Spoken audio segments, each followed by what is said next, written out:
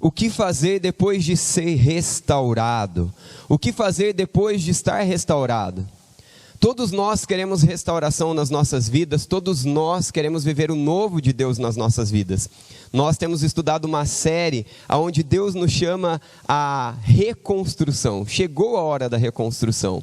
Mas e depois de restaurado? E depois de transformado? O que fazer?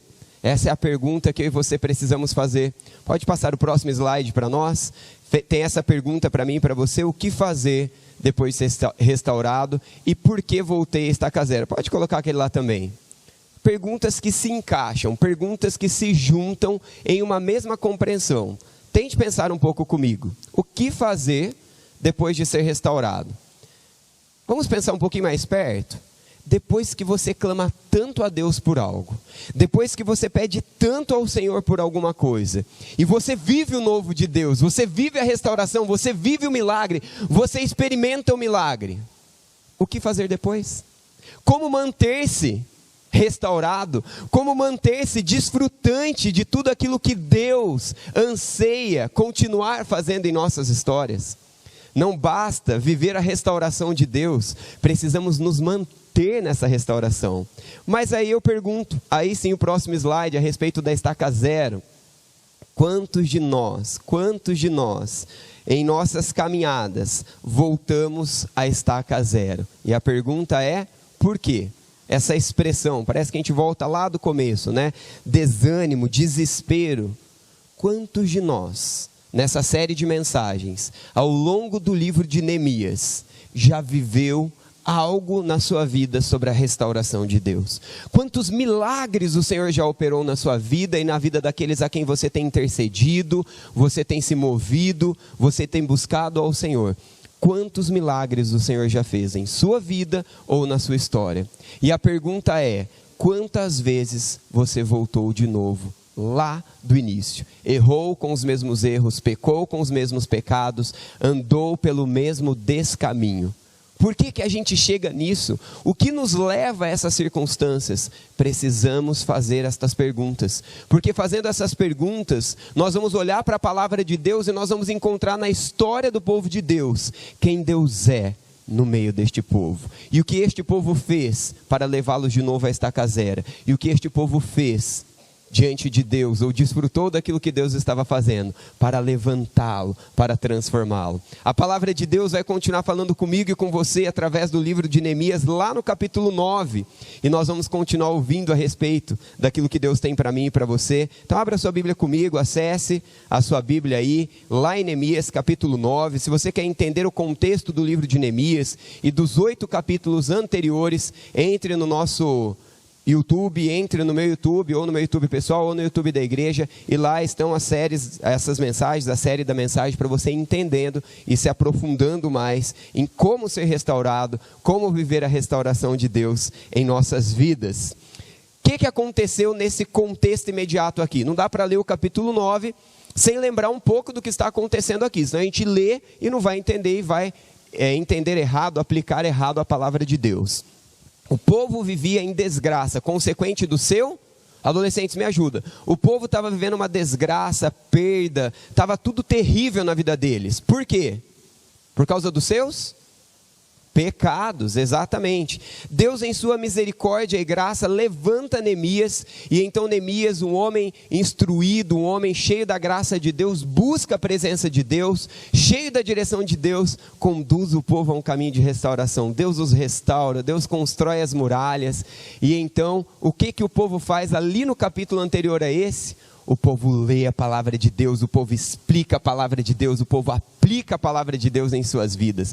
Então a restauração acontece e Neemias direciona o povo a encher-se da palavra de Deus. Quando chega aqui no capítulo 9, Neemias continua dizendo o que fazer depois de ser restaurado.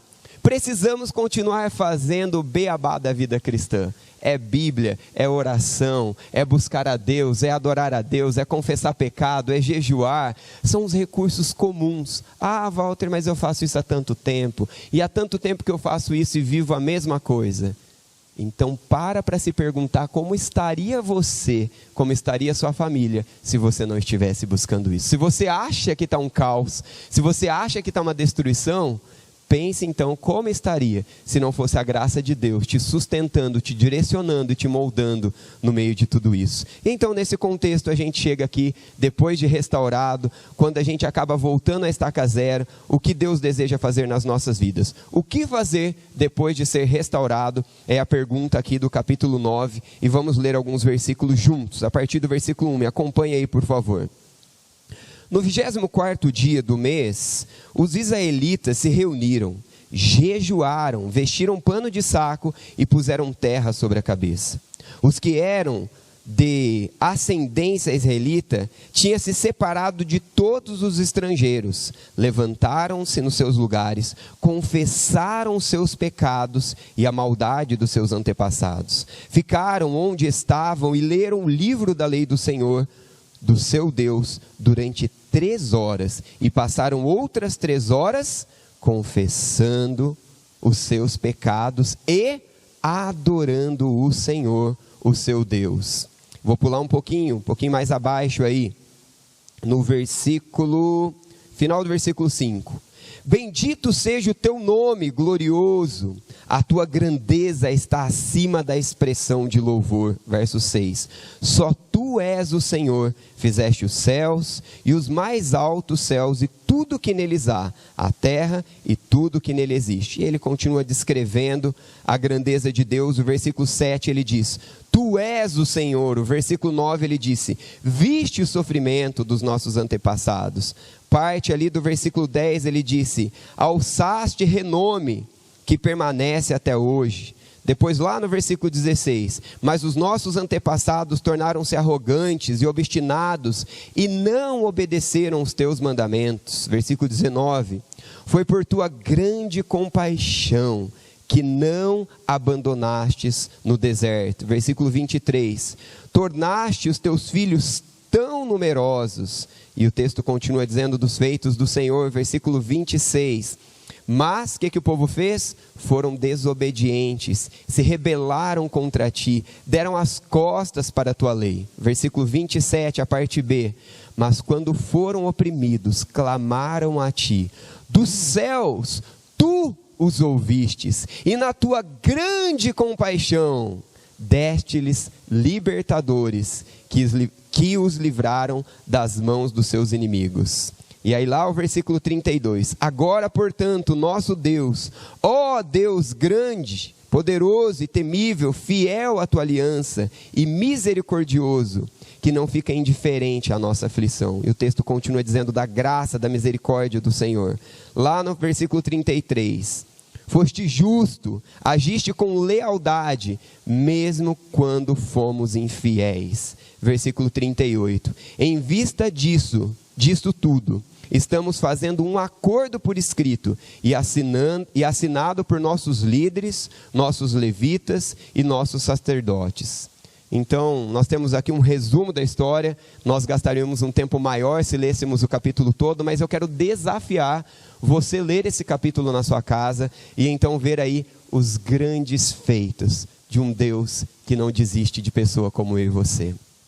Se eu pedisse para nós levantarmos as mãos e nos manifestarmos diante de quantas restaurações Deus já tem feito nas nossas histórias, quantos de nós levantaríamos as mãos? Se eu fizesse uma segunda pergunta, quantos de nós voltamos à estaca zero, depois de restaurados e abençoados, quantos de nós também levantaríamos as nossas mãos? Mas é interessante porque nós temos 2 contrastes aqui nesse texto, ou talvez um contraste de 2 pessoas, melhor dizendo. Deus que sempre permanece gracioso, Deus que sempre permanece bondoso, Deus que não muda mesmo quando somos infiéis, Deus que permanece intencionado em restaurar e abençoar as nossas vidas, mesmo que fomos restaurados, nos esquecemos e o abandonamos. A história contada nesse capítulo revela, na verdade, a história do povo de Israel, o ciclo lá de Juízes, um povo que quando é abençoado, se esquece de Deus, vira as costas para Deus, faz o que quer, do jeito que quer e quando quer. Dá ruim, Não é assim que os jovens falam? O resultado vai ser desgraça, o resultado vai ser coisa ruim. Mas quando o povo se volta para Deus, pede perdão, o que Deus faz? Não, você não me buscou? Não, Deus não faz isso. Ele perdoa, Ele levanta restauradores. E de novo Deus restaura a vida daquele que o busca de novo e de novo. Assim na história do povo de Israel, contada de uma forma geral lá no livro de Juízes, resumida aqui neste capítulo, assim na sua vida, assim na minha vida, nas nossas histórias. Talvez você esteja cansado de você mesmo. Talvez você esteja cansado de alguém. Talvez você esteja cansado de uma situação. Talvez você esteja cansado de algo que eu não consiga descrever aqui em palavras. Eu não consigo saber onde você está na caminhada com Deus. Eu não consigo saber em que processo você está em relação à restauração que Deus deseja fazer em sua história através da sua vida. Mas uma coisa eu sei: Deus deseja restaurar as nossas vidas. Deus continua atento às nossas vidas. Eu vou repassar algumas verdades de quem Deus é. Depois eu quero repassar algumas verdades daquilo que nós podemos fazer. Primeiro, Deus é grande, Ele é Senhor. Ele vê o nosso sofrimento. Ele é um Deus de renome. Ele é um Deus que tem compaixão. Ele é um Deus que não nos abandona em nossos desertos. Estou lendo parte dos versículos aqui. Ele é um Deus que nos faz numerosos, prósperos, abençoados. Ele é um Deus que não nos abandona em nossa desobediência. Ele é um Deus que não nos deixa oprimidos para sempre. Quando clamamos, Ele nos ouve e levanta libertadores para mudar a nossa história. Ele é um Deus justo, um Deus leal, versículo 33 nos diz, mesmo quando somos infiéis. Este Deus maravilhoso não muda. Você mudou? Você falhou com Deus? A sua história está respingada de desgraça, de um ciclo de insanidade. Deus não mudou. E o desejo de Deus levantar muralhas para proteger a sua vida e fazer da sua vida um reflexo da graça, da misericórdia e da bondade dele permanece o mesmo. O povo de Israel errou. O povo de Israel abandonou a Deus. O povo de Israel trocou o verdadeiro Deus por deuses falsos, inúteis, insuficientes. Mas Deus não mudou. Deus continuou disposto.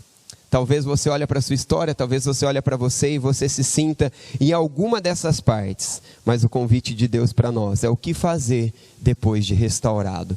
Porém, eu faço um convite extra que o texto faz, e eu acabei não colocando no PowerPoint. Pode colocar para a gente aquele o que fazer depois de restaurado, e agora a gente vai descendo um a um aí, e pensando juntos. O convite aqui não é só o que fazer depois de restaurado, pode manter esse para nós. Mas o convite aqui também é o que fazer depois de destroçado. Às vezes você está destroçado com o seu próprio pecado, com o pecado de alguém, com essa vida dolorosa. Viver é difícil. Ser humano é difícil, viver é desafiador. E talvez você esteja dizendo, credo Walter, eu não vivo assim não, minha vida é tão boa, tão fácil. Eu sinto te dizer que haverá momentos na sua vida que você verá, e você vai experimentar, que não é tão fácil assim viver não.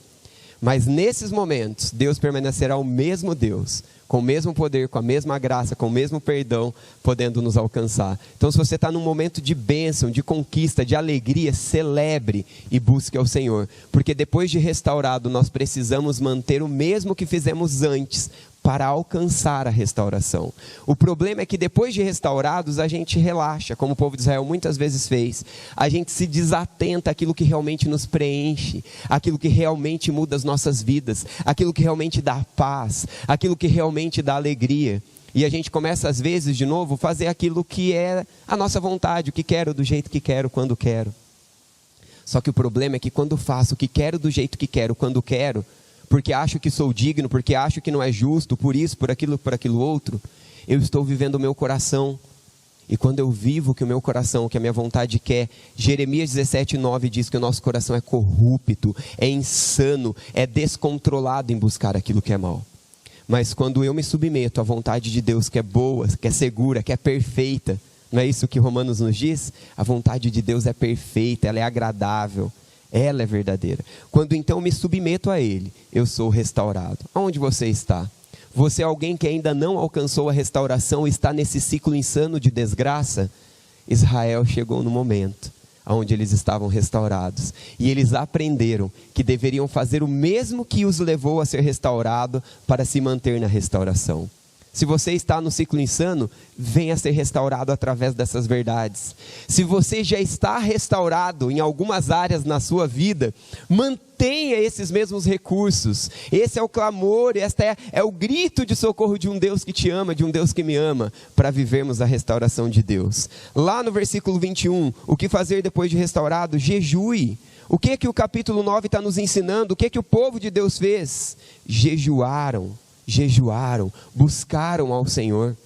É interessante porque eles já viviam restauração. Então, depois de restaurados, a gente precisa fazer o mesmo. Como que o livro começou? O livro começou com jejum, com oração, com clamor, com ação, com dedicação. E Deus restaurou a história do povo de Deus. Mas depois da restauração, o que Deus instrui o servo dele, instruir os seus servos a fazerem? Continuar jejuando.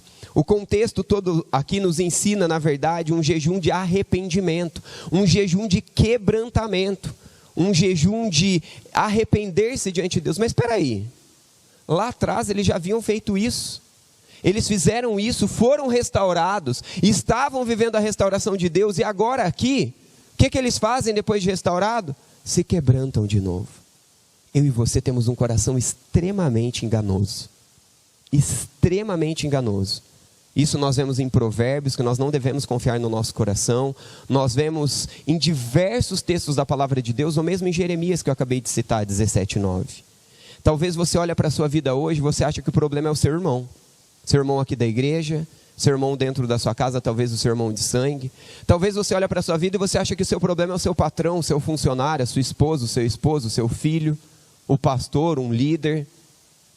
Mas o problema, na verdade, é como eu entendo quem sou eu e quem Deus é. Porque quando eu entendo a soberania de um Deus que coordena a história, como coordena a história do povo de Israel, eu preciso entender a necessidade de arrependimento. Eu preciso aprender a necessidade de contrição. Deixa eu te dizer uma coisa. Depois você avalia se eu estou louco ou se você está louco. Ou se nós todos estamos loucos. De alguma forma, Deus vai nos quebrantar. Ou de alguma forma Deus vai nos quebrar.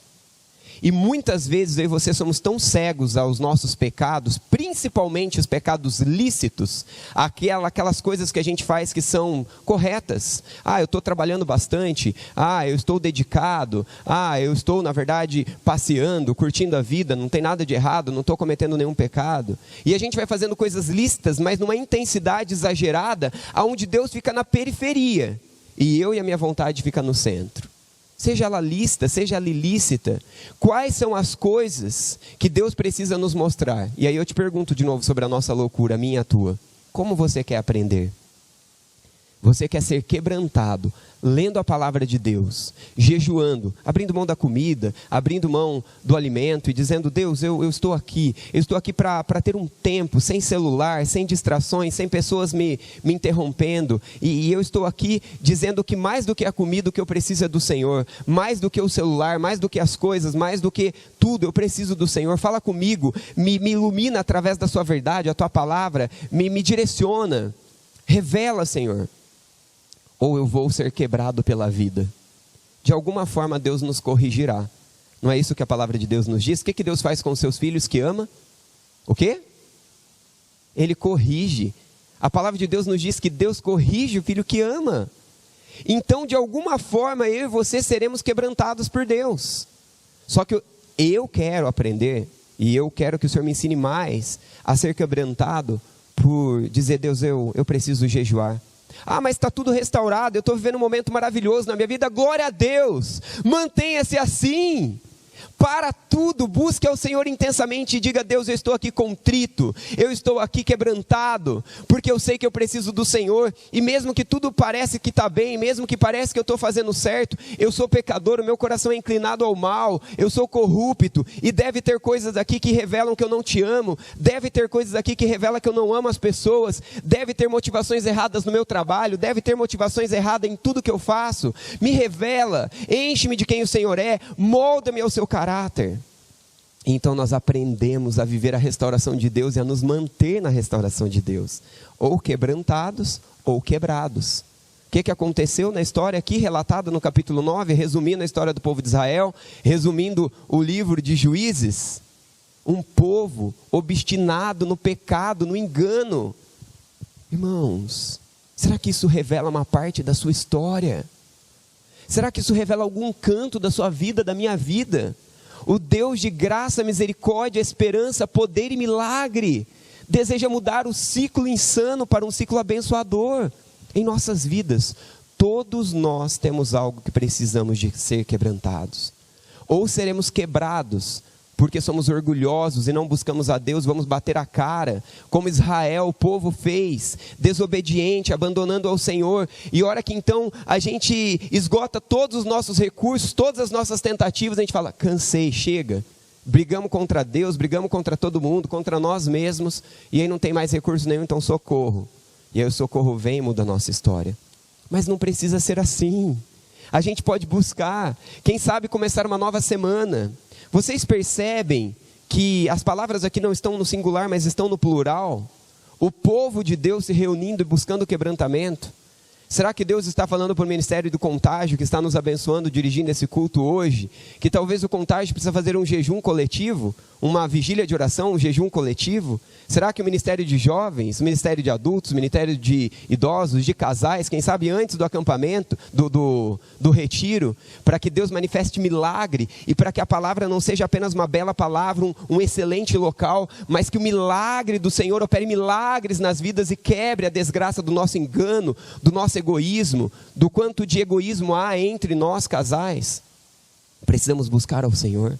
Será que Deus está falando aqui, através desses versículos, Deus tem operado restaurações na sua família e talvez você como família precisa jejuar, precisa se arrepender, precisa clamar ao Senhor e dizer, Deus, nós estamos aqui confessando os nossos pecados, revela os nossos pecados, fala conosco por meio da Tua palavra.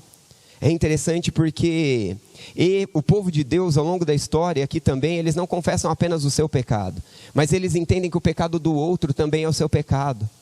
Por que isso? Porque o povo de Deus é o povo de Deus e não o eu de Deus. Entre o povo de Deus não existe minha vida espiritual, existe a nossa vida espiritual. Se você está em pecado, eu preciso contribuir com a sua vida, eu preciso somar com a sua realidade, eu preciso entender que o jejum, que o quebrantar-se, que o confessar é algo que deve ser feito juntos, que eu me preocupo com a sua vida, você se preocupa com a minha, a gente caminha. O versículo 2 nos ensina que é simples, o manter-se restaurado ou caminhar para o caminho de restauração, eu preciso jejuar, eu preciso me arrepender. Eu preciso confessar.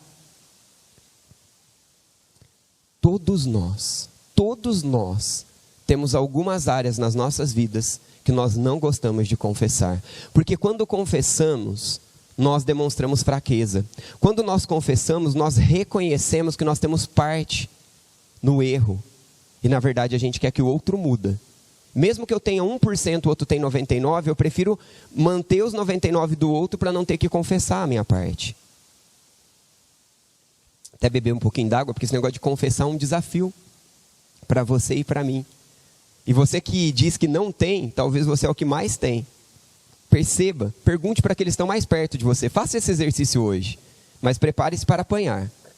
Pergunte para quem está perto, olha, eu tenho confessado, tem alguma área que eu errei e não confessei? Eu preciso pedir perdão de alguma coisa? E aí o desafio vai um pouquinho mais. Pergunta para Deus se tem alguma coisa na sua vida que você não está enxergando e você precisa se arrepender. Você pode justificar os seus pecados, colocando em cima de alguém, de alguma circunstância. Você pode dizer que o problema é a sua mãe, o problema é o seu pai, o problema é o seu cachorro, o problema é o vizinho, o problema é a cadeira, o problema é o ar, o problema é a cor, sei lá. Mas Deus quer que a gente olhe para nós e que a gente enxergue a nossa realidade. O outro, Deus vai desenvolver a ação. Vocês conseguem entender que não sou eu que estou falando, isso é o texto? Jejuaram, vestiram um pano de saco e puseram terra sobre a cabeça, os que eram da descendência, e aí continua descrevendo, confessaram os seus pecados e a maldade dos seus antepassados. Para de se preocupar, de culpar o outro, de focar o outro, olha para si, coloca-se como o outro juntos. Nós somos um povo, nós somos a igreja de Jesus. A sua casa é a igreja de Jesus, é parte da igreja de Jesus. O seu casamento, seus filhos, os irmãos que te incomodam na igreja. Um de nós pastores, com certeza tem uns que gostam mais de mim, outros que não gostam tanto assim. Assim é com o pastor Clóvis, assim é com o Josi, porque nós somos humanos. Mas vamos abrir mão disso e vamos buscar ao Senhor e entender que o pecado do outro também é o meu pecado. Porque se o outro está pecando é porque eu não estou contribuindo quanto eu poderia contribuir com ele. Eu não estou entendendo que nós somos uma comunidade, um povo de Deus. E quando a comunidade, o povo de Deus, confessa, se quebranta, jejua, lê a palavra de Deus, o Senhor vai transformando. Aplique-se na palavra de Deus, é o que o versículo 3 nos ensina. Pode passar mais 2 aí, queridos. Confesse é o segundo e aplique-se na palavra é o terceiro. Gente, essa é a realidade, é o beabá da vida cristã. Mas qual desses 3 aqui você tem ignorado na sua caminhada? Qual desses 3 você tem negligenciado? Eu não entendo o que é jejum. Tem uma série sobre jejum aqui da nossa igreja no YouTube da igreja. Tem um também no meu YouTube, tem um resumo lá no meu Instagram. Estude, leia a palavra, descubra, pratique. Mantenha-se no processo restaurador do Senhor. Confesse, para de justificar, para de apontar.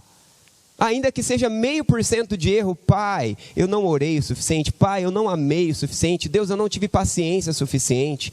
Seja o que for a tua parte, confesse, busque ao Senhor, para de dar justificativa, para de tentar esconder. Nós somos mestres em tentar esconder as nossas fragilidades, os nossos pecados, as nossas fraquezas. Isso não tem nada a ver com o povo de Deus. O povo de Deus é um povo que diz errei. O povo de Deus é um povo que reconhece que é falho, que vive muitas vezes num ciclo insano de engano, de pecado, de orgulho, de impaciência, reticências.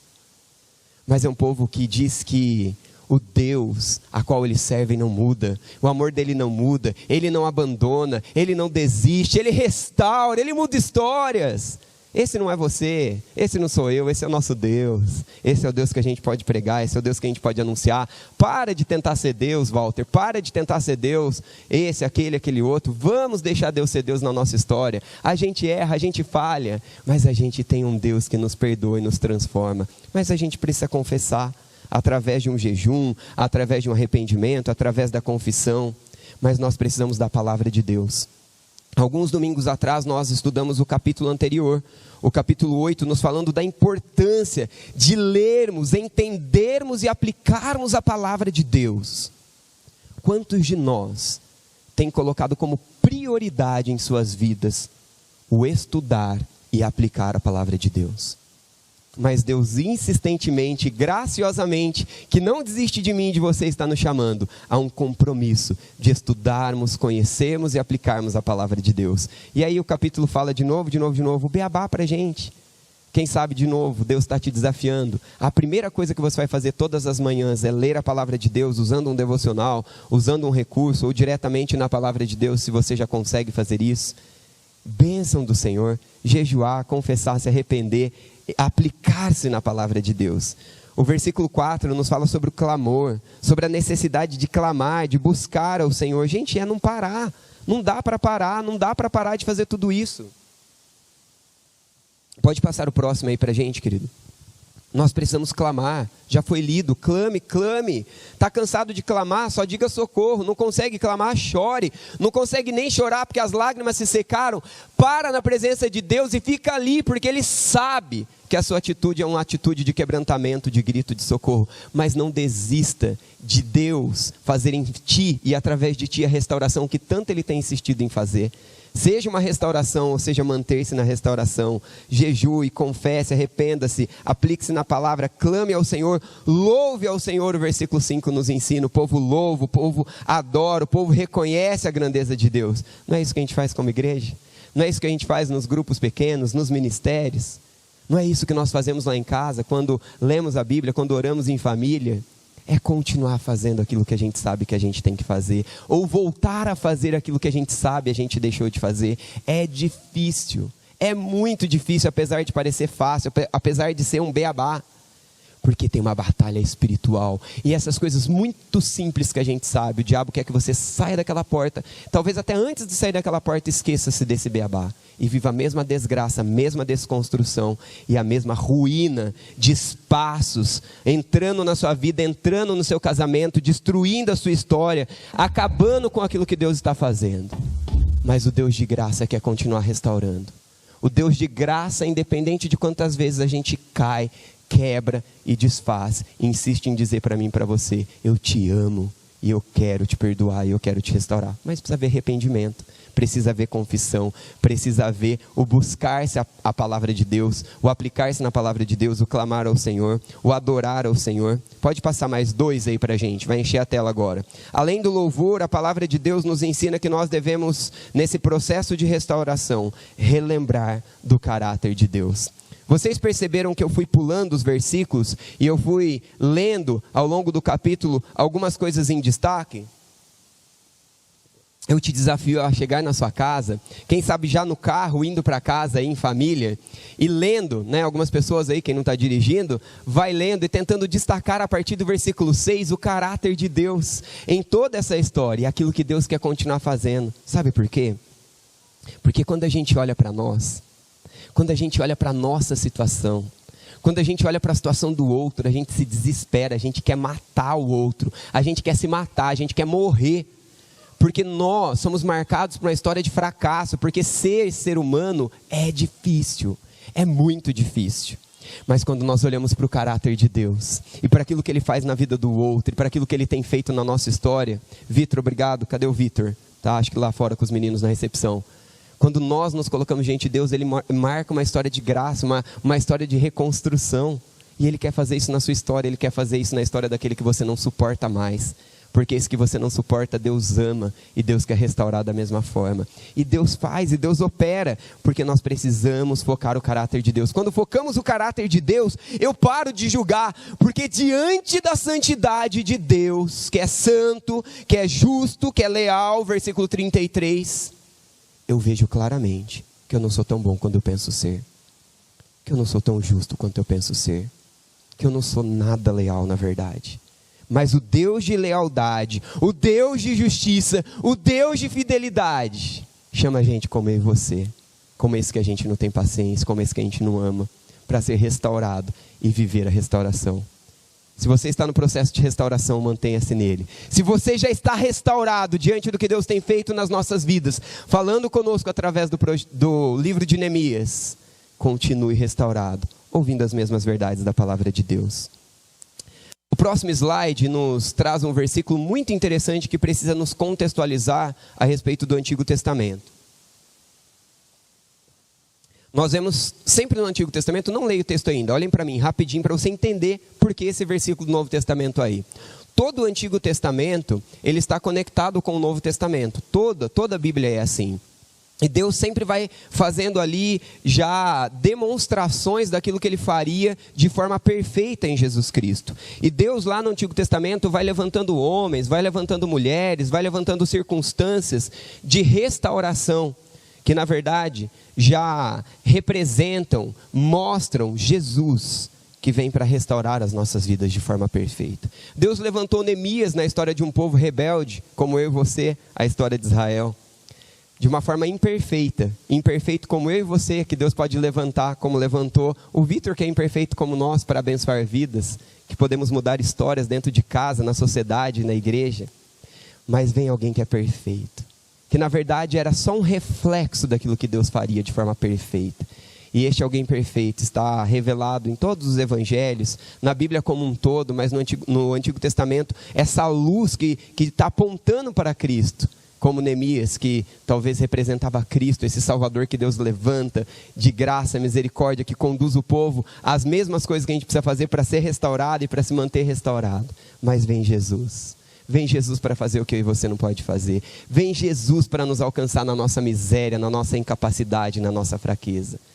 Jesus, Ele disse: eu sou o caminho. Quantos caminhos estão gritando na sua porta? Quantos caminhos estão tentando te seduzir? Quantos caminhos estão tentando te desviar? Jesus diz: eu sou o caminho. Eu sou a verdade. Quantas mentiras e ilusões tentando propor para você solução e reconstrução. Mas Jesus diz: eu sou o caminho e a verdade. Quanta vida mentirosa e ilusória tentando nos apresentar de insuficiências, que na verdade passam e deixam marcas e desgraças. Mas Deus bate a nossa porta, do Antigo ao Novo Testamento, dizendo: eu sou o caminho, eu sou a verdade, eu sou a vida. Não é a vida que vegeta, não é a vida que vive no desespero, na desgraça, na ansiedade, no descontrole, na ira, nisso, naquilo outro, num vício, seja o que for. É a vida plena, é a vida de paz, é a vida de alegria. Talvez você ouça isso e você diz: mas isso é impossível para mim, isso é impossível para a minha história. É mesmo. Por isso Deus enviou Jesus Cristo, para romper a história e nos alcançar com um Deus que faz possível na sua história e na minha história aquilo que é impossível para nós. Eu sou o caminho, a verdade e a vida. Ninguém vem ao Pai senão por mim. Precisamos ir a Deus por meio de Jesus Cristo, o único caminho que nos conduz à vida de verdade. E vamos resumir então o que fazer depois de restaurado, ou o que fazer para ser restaurado ainda que sua vida esteja destroçada. Passa para a gente o próximo slide, por favor. Continue usando os recursos espirituais: Bíblia, oração, jejum, confissão, igreja, comunhão. Desenvolva hábitos que te ajudem a lembrar do caráter confiável e amoroso de Deus. Quem sabe mais louvores, quem sabe um pote de gratidão, vai colocando lá, escreva você, sua família, gratidões, e coloque de tempo em tempo, leiam e orem agradecendo por aquilo. Quem sabe mais comunhão cristã. Essa igreja poderia ter mais de 20 grupos pequenos, mas tem uma quantidade. Glória a Deus por essa quantidade que tem, mas a gente pode ter mais, melhorar a nossa comunhão. A gente pode sair daqui e ao invés de ir para a nossa casa comer um pãozinho com mortadela, a gente pode dividir o pãozinho com mortadela com mais alguém e orar junto, bater papo junto. Deus pode nos esticar. É o beabá da vida cristã, que restaura por completo, quando Cristo é o centro das nossas vidas. E uma frase final para a gente lembrar tudo que Deus tem nos ensinado nesse capítulo, uma tentativa no próximo slide. Eu vou ler primeiro e depois vou pedir para vocês lerem também, encorajando e dizendo essa frase para você mesmo e para o seu irmão. Mantenha-se no caminho restaurador, usando os recursos do Senhor. Mantenha-se no caminho restaurador, usando os recursos do Senhor. Antes de vocês lerem, gente, não tem nada nem ninguém que pode mudar a sua história, a não ser usar o simples do beabá, de tudo aquilo que a gente ouviu da palavra de Deus aqui. Nada vai mudar a sua história se você ignorar o beabá daquilo que Deus falou. Seja arrependimento, que precisa se arrepender, seja quebrantamento, seja jejum, seja a palavra, seja oração, seja louvor, seja comunhão, seja o que for. Aquilo que Deus está te desafiando, vai mais além. Me ajude a pregar para você mesmo e para os nossos irmãos. Vamos lá, vou contar até 3, aí vocês leem, por favor. 1, 2, 3 e...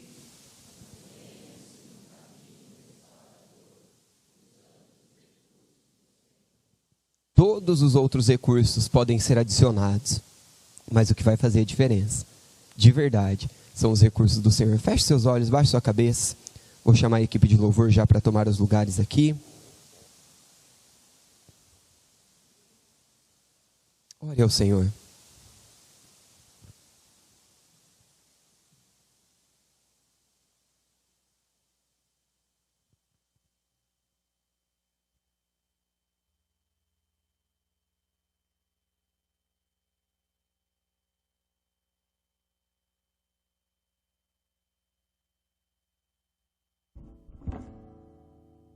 De olhos fechados, cabeças baixas, eu quero fazer um desafio com vocês.